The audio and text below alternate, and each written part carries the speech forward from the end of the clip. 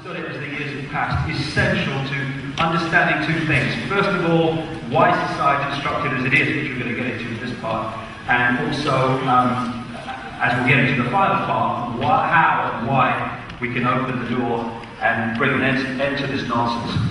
So what I'm going to talk about in this section is some of the rather bizarre background I've just need, and going into present-day events and how that pans out across what's happening now. So the idea is to introduce, obviously, a big brother global society, very much in the global terms of 1984. And this is the basic structure they're looking for. And I'm going to go through a series in this section of what I call coordinates. We know the coordinates, the world starts to make sense, and what's happening in the world makes sense, because if you know the outcome that is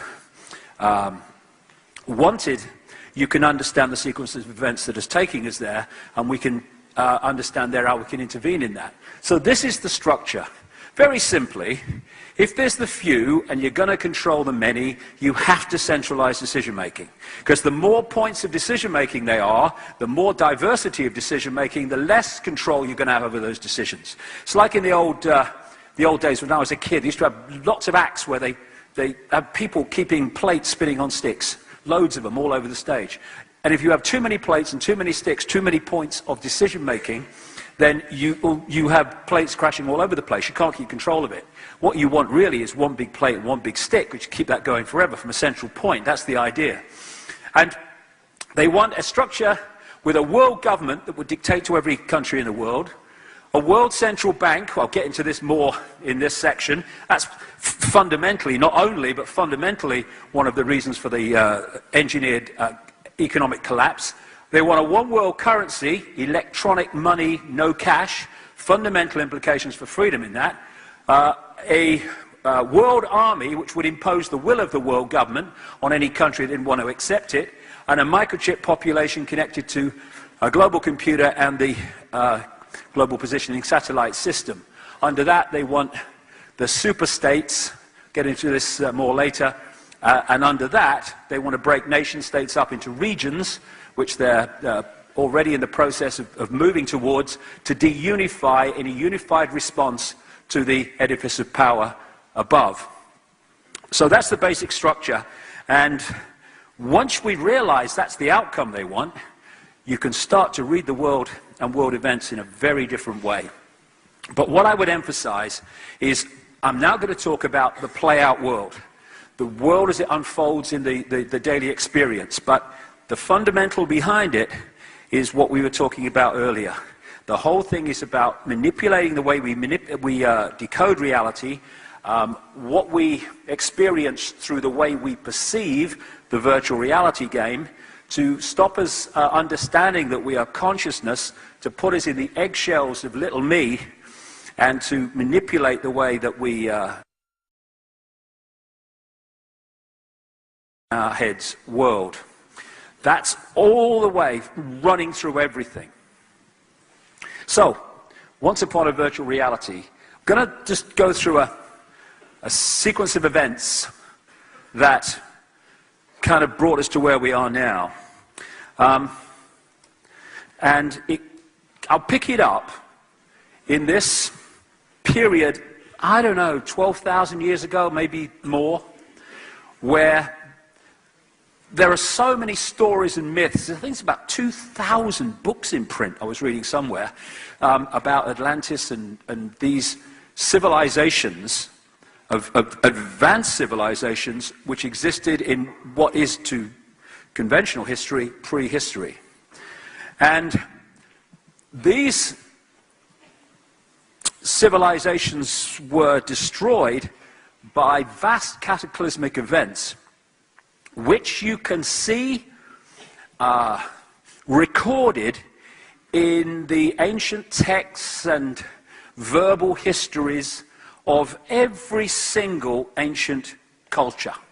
Of course, the famous one in the Bible is the Great Flood and all that stuff, but that is mirrored in ancient cultures all over the world. This great cataclysmic period of geological and upheavals, and volcanic upheavals, and there's a very good book called When the Earth Nearly Died, or The Day the Earth Nearly Died, where the researchers have looked at the myths, or what we call myths, of all these stories around the world of the great cataclysmic events, and then they've looked at the biological and geological evidence to see if it supports the stories in the myths. And it does, very, very compellingly. And, of course, like I say, Noah and the biblical story of the Great Flood is the most famous one, but you take that back to its origin, or at least one of its origins, and you go back into ancient Sumer long before, where the same story was told, but it's told everywhere. Now, 98% of what I'm talking about today is come from hard research. Where it hasn't, I'll tell you. And I got to a certain point of taking this back from the physical to trying to get an understanding of what was behind these cataclysmic events, and actually what's behind this crazy world, which at one time was not crazy. Probably not that long ago was not crazy. Again, one of the other common themes is that before the cataclysmic events, there was what is often referred to as a golden age of great harmony and a great abundance, when it was almost like a utopian world. And then the cataclysmic events came and everything changed. And I was in America at a place called Sedona in Arizona about 2 months ago. Well, maybe less than that anyway, not that it matters. And I went into this, shall we say, other state of consciousness. For many, many years, I've been going into coma-like states where it's just like unbelievably deep, and sometimes it takes a half an hour, 45 minutes to come out of them very, very slowly. But what suddenly happened in the last few weeks since the turn of the year is I'm going into these deep states, but I'm holding consciousness when I go there. And what happened to me as I went into one of these states just a few weeks ago, I never talked about this before, funnily enough, and this kind of voice started talking to me about what the cataclysmic events were all about and what this situation in the world is all about. And I can only give it you and take it as you will. And what it was that at one point, well, actually, not just at one point, but up to the point where these cataclysmic events happened, the energy field of this Earth and further out was extremely harmonious, extremely balanced, vibrating in a very balanced, harmonious way.